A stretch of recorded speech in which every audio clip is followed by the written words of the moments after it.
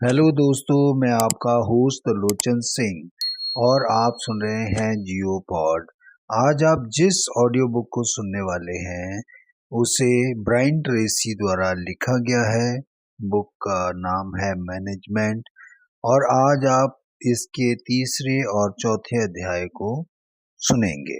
तो चलिए सुनते हैं। अध्याय 3, प्रदर्शन के मापदंड तय करें। अपने मुख्य परिणाम क्षेत्र तय करने के बाद अगला कदम यह है कि आप इनमें से हर परिणाम क्षेत्र के लिए प्रदर्शन के मापदंड तय करें। जैसा योगी बेरा ने कहा था, आप जिस लक्ष्य को देख नहीं सकते उसे आप भेद भी नहीं सकते।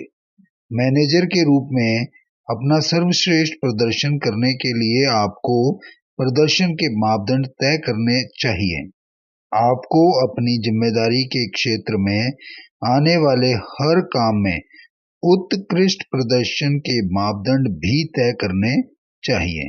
कर्मचारियों को सटीकता से जान लेना चाहिए कि आप क्या चाहते हैं और किस स्तर की गुणवत्ता चाहते हैं। मापदंड विशिष्ट, मापने योग्य और समयबद्ध होने चाहिए। याद रखें, जिसे मापा जाता है उसे ही किया जाता है। जब आप दूसरे लोगों से कोई काम करने को कहते हैं तो आपको उन्हें बता देना चाहिए कि यह काम कब तक हो जाना चाहिए। साथ ही आपको यह भी बता देना चाहिए कि आप उस काम की गुणवत्ता को कैसे मापेंगे। हाल के वर्षों में व्यवसाय में सबसे ऊंची छलांग का श्रेय मापन आधारित प्रबंधन की अवधारणा को देना चाहिए। यहाँ आप अपनी कंपनी की हर गतिविधि के लिए निश्चित संख्या, पैमाने और मापदंड तय करते हैं, यहाँ तक कि इस बात के लिए भी कि फोन की घंटी कितनी बार बजने पर उसे उठाया जाए। हॉथॉर्न प्रभाव। मनोविज्ञान में एक सिद्धांत है जिसे हॉथॉर्न प्रभाव कहा जाता है। यह 1928 में वेस्टर्न इलेक्ट्रिक हॉथॉर्न में श्रम उत्पादकता पर किए गए एक पथ प्रदर्शक शोध से निकला है। उन्होंने यह पाया कि जब लोग किसी खास संख्या या लक्ष्य के बारे में स्पष्ट होते हैं तो वे लगातार अपनी तुलना उस संख्या से करते रहते हैं। उल्लेखनीय बात यह है कि इस तुलना की वजह से वेतन व अचेतन व अवचेतन रूप से उस क्षेत्र में उनका प्रदर्शन बेहतर हो जाता है। सतत बेहतरी की यह प्रक्रिया तब शुरू होती है जब आप अपने आपके कर्मचारियों की संख्या के बारे में स्पष्ट होते हैं। प्रदर्शन के मापदंड पूरे करना ही कंपनी के पुरस्कार देने का एकमात्र आधार होना चाहिए। किसी शीर्ष कंपनी में पुरस्कार प्रदर्शन, उत्कृष्टता, बढ़ी हुई बिक्री और मापने योग्य उपलब्धि के आधार पर दिए जाते हैं। पुरस्कार सिर्फ प्रदर्शन और परिणामों के आधार पर ही देने चाहिए। अपनी अद्भुत पुस्तक the greatest management principle in the world में माइकल लेबॉफ कहते हैं, जिस काम को पुरस्कृत किया जाता है उसे ही किया जाता है। आपको अपने कामकाज में खुद से जो अहम प्रश्न लगातार पूछना चाहिए वह यह है कि किस काम को पुरस्कृत किया जाता है। क्या आप उस प्रदर्शन को पुरस्कार दे सकते हैं जिसे आप चाहते हैं या जिसकी आपको जरूरत है? जब आप मापदंड को कमतर प्रदर्शन करने वाला कोई संगठन या विभाग देते हैं तो आप लगभग हमेशा यह पाएंगे कि वहां गलत चीजों को पुरस्कृत किया जा रहा है। प्रतिकूल प्रोत्साहन। मैं एक कंपनी के लिए काम करता था। वहां संभावित ग्राहक लाने के लिए टेलीमार्केटरों को पुरस्कार या बोनस दिया जाता था। शर्त यह थी कि टेलीमार्केटर इन संभावित ग्राहकों को कंपनी की सेवाओं की लाइव सेल्स प्रस्तुति में लेकर आए। पुरस्कार के इस तंत्र की बदौलत सैकड़ों संभावित ग्राहक हर महीने एक बड़ी प्रस्तुति में आ जाते थे, लेकिन इनमें से बहुत कम ग्राहक ही कंपनी की सेवाएं सचमुच खरीदते थे। कुछ समय बाद मैनेजरों की समझ में आ गया कि वे गलत चीजों को पुरस्कृत कर रहे थे। फिर उन्होंने अपनी भुगतान या पुरस्कार तंत्र को बदल दिया। उन्होंने कहा कि अब वे पुरस्कृत में आमंत्रित लोगों को होने वाली बिक्री पर कमीशन देंगे। नई प्रोत्साहन नीति आने के बाद टेलीमार्केटर ज्यादा सावधान हो गए और वे केवल पात्र संभावित ग्राहकों को ही आमंत्रित करते थे जो तुरंत सामान खरीद सकते थे। अगले कुछ महीनों में ही कंपनी का व्यवसाय दोगुना और फिर चौगुना हो गया। अपेक्षित प्रदर्शन की जांच करें। एक बार जब आप प्रदर्शन के मापदंड तय कर दें, तो आपको अपेक्षित प्रदर्शन की जांच भी करनी चाहिए। यही काफी नहीं है कि आप कोई काम सौंप दें और प्रदर्शन के मापदंड तय कर दें। आपको कर्मचारी से नियमित जानकारी लेनी चाहिए ताकि यह तसल्ली रहे कि आप समय पर हो रहा है और काम समय पर किया जा रहा है और पहले से तय मापदंड के अनुसार हो रहा है। कर्मचारी अपने काम को जब ज्यादा महत्व देते हैं, तब उन्हें पता होता है कि बॉस को इतनी परवाह है कि उसने मापदंड तय किए हैं और वह उनके पूरे होने की जांच कर रहा है। इस नियमित जांच का विपरीत यह है कि बॉस कोई काम सौंप कर दूसरी चीजों की ओर मुड़ जाता है। वह कर्मचारियों के प्रदर्शन को मापता नहीं है, फीडबैक नहीं देता है, बल्कि प्रदर्शन करने के लिए उन्हें अकेला छोड़ देता है। काम सौंपने का अर्थ जिम्मेदारी त्यागना नहीं है। हालांकि आपने काम किसी दूसरे व्यक्ति को सौंप दिया है, लेकिन आप अब भी इसे सफलतापूर्वक पूरा कराने के लिए जिम्मेदार हैं। आप जब अपेक्षित प्रदर्शन की जांच करते हैं, ताकि कर्मचारियों को यह विश्वास होगा कि आपके हिसाब से वह काम महत्वपूर्ण है, तभी वे तय मापदंडों को पूरा करने की कोशिश करेंगे। स्पष्टता अनिवार्य है। व्यवसाय और जीवन में स्पष्टता उन सबसे महत्वपूर्ण शब्दों में से एक है जिन्हें सफलता के साथ जोड़ा जाता है। हजारों कर्मचारियों के सर्वेक्षण में उनसे पूछा गया कि उनके सर्वश्रेष्ठ अधिकारियों में कौन से गुण थे। वे सभी इस बिंदु पर एकमत थे, मैं हमेशा जानता था कि मेरे बॉस मुझसे क्या कराना चाहते थे। आपको मुख्य परिणाम के क्षेत्रों और प्रदर्शन के मापदंडों के बारे में स्पष्ट होना चाहिए।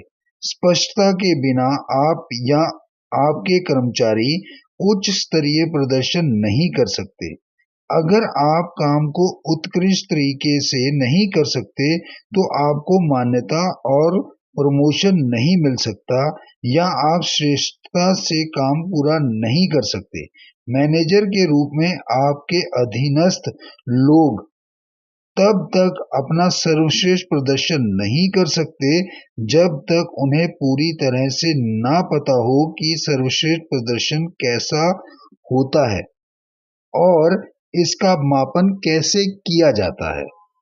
आप अपने स्टाफ के सदस्यों के लिए सबसे अच्छी चीज यह कर सकते हैं कि आप इस बारे में पूर्णतः स्पष्ट होने में उनकी मदद करें कि आपको उनसे क्या कराना है और उन्हें प्रदर्शन का मापदंड क्या होगा। उनके प्रदर्शन का मापदंड क्या होगा। जब लोगों को यह लक्ष्य स्पष्ट दिखता है जिस पर उन्हें निशाना साधना है, तो वे अपने उत्पादन और आउटपुट की गुणवत्ता व मात्रा से आपको अक्सर हैरान कर देंगे। अध्याय 4, अपनी शक्तियों को केंद्रित करें। Warren Buffett, Bill Gates junior और बिल गेट्स सीनियर एक सामाजिक समारोह में चर्चा कर रहे थे। तभी एक एग्जीक्यूटिव ने उनके पास आकर पूछा, आप लोगों की नज़र में व्यवसाय में सफलता के लिए सबसे महत्वपूर्ण गुण कौन सा है? पास खड़े लोगों के अनुसार ये तीनों बेहद सफल व्यवसायी प्रश्न पूछने वाले की ओर मुड़े और एक साथ बोले, फोकस। आज के संसार में अवरोधों की भरमार है। फोन और वॉइस मेल से लेकर टेक्स्ट मैसेज, इंटरनेट और चारों ओर के लोगों की तरफ से अब व्यवधान लगातार आते रहते हैं। पैसे के एकाग्रचित मानसिकता से पूरा ध्यान केंद्रित करने की योग्यता आपकी सफलता के लिए अनिवार्य है।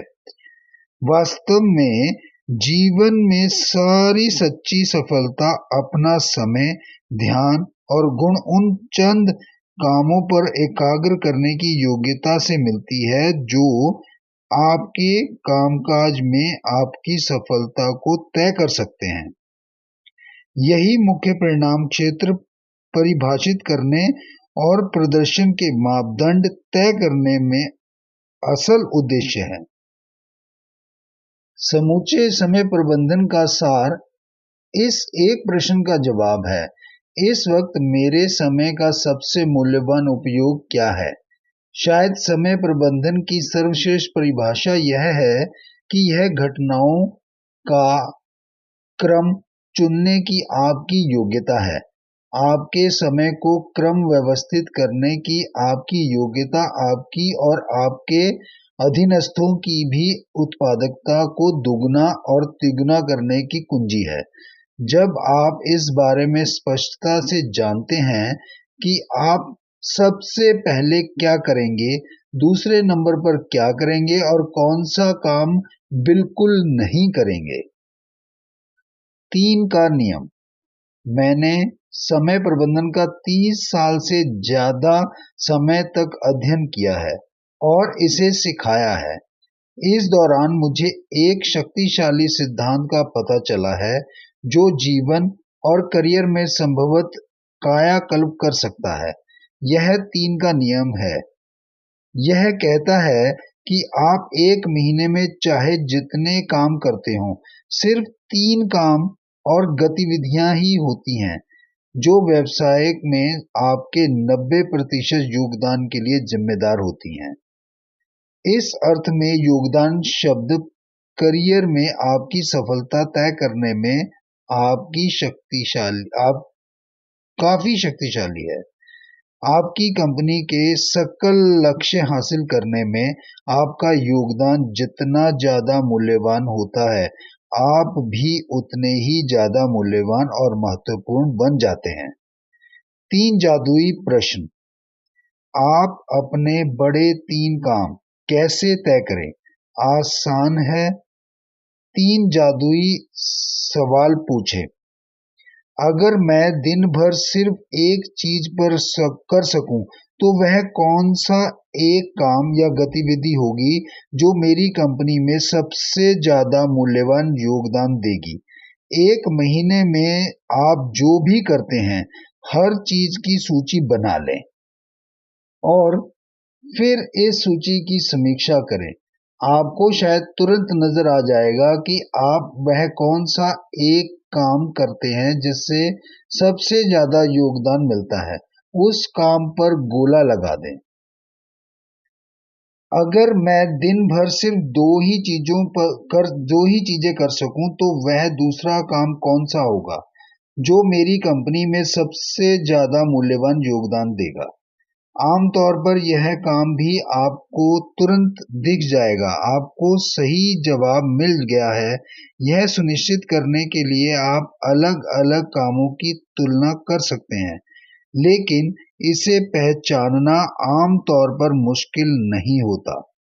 अगर मैं दिन भर सिर्फ 3 ही चीजें कर सकूं, तो वह तीसरा काम कौन सा होगा जो मेरी कंपनी में सबसे ज्यादा मूल्यवान योगदान देगा?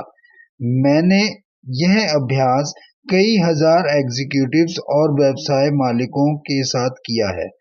बिना किसी अपवाद के हर मामले में 1-2 मिनट में ही लोगों को पूरी स्पष्टता से समझ आ जाता है कि वे कौन से 3 सबसे महत्वपूर्ण काम करते हैं या तो उन्हें करने चाहिए, जो उनके और उनकी कंपनी के प्रति सबसे ज्यादा मूल्यवान योगदान देंगे। 3 के नियम का मतलब है कि इन 3 बड़े कामों के अलावा बाकी हर चीज 10% की श्रेणी में आती है। आप इनके सिवाय जो भी करते हैं वह हर चीज कम मूल्य की है या मूल्यहीन है। प्रबंधकों की असफलता का बुनियादी कारण यह होता है कि बहुत सारे लोग बहुत सारा समय उन बहुत सारे कामों को करने में बिता देते हैं जिनका उनके खुद के लिए या उनके व्यवसाय के लिए या तो बहुत कम मूल्य होता है या बिल्कुल भी नहीं होता। वे जरा भी योगदान नहीं देते हैं। दूसरों के लिए बड़े 3 काम स्पष्ट करें। एक बार जब आप अपने समय के सबसे मूल्यवान उपयोग के बारे में पूरी तरह स्पष्ट हो जाएं, तो इसके बाद अपने हर अधीनस्थ की मदद करें ताकि वह भी अपने बड़े 3 काम पहचान लें। वे पूरे दिन कौन से 3 काम कर सकते हैं जिनसे सबसे ज्यादा योगदान मिल सकता है। जब आप इन 3 कामों को पूरी तरह स्पष्ट करने और उन पर एकाग्र होने में अपने कर्मचारियों की मदद करते हैं, तो आप अपनी पूरी कामकाजी टीम की उत्पादकता और प्रदर्शन का कायाकल्प कर सकते हैं। आप अपने स्टाफ के सदस्यों के लिए जो सबसे ज्यादा नेकी का काम कर सकते हैं वह यह है कि इस प्रश्न का जवाब देने के लिए उन्हें प्रोत्साहित करें।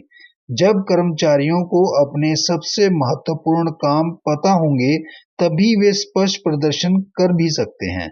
जब वे अपने मुख्य काम करते हैं और उन्हें अच्छी तरह व समय पर करते हैं, तभी वे अपना अधिकतम योगदान दे सकते हैं और उन्हें ज्यादा तेजी से वेतन वृद्धि और प्रमोशन मिल सकता है।